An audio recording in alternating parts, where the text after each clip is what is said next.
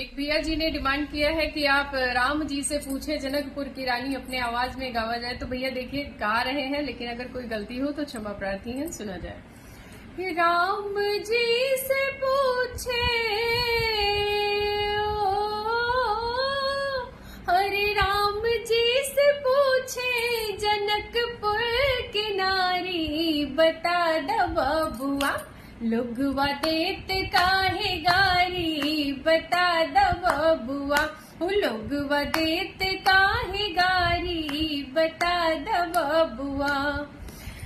तुहसे हम पूछे लियो धनुष धारी, तुहसे हम पूछे लियो धनुष धारी।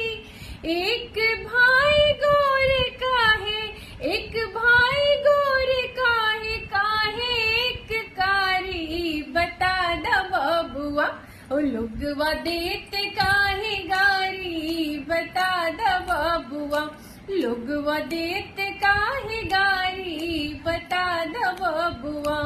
हे बुढ़ऊ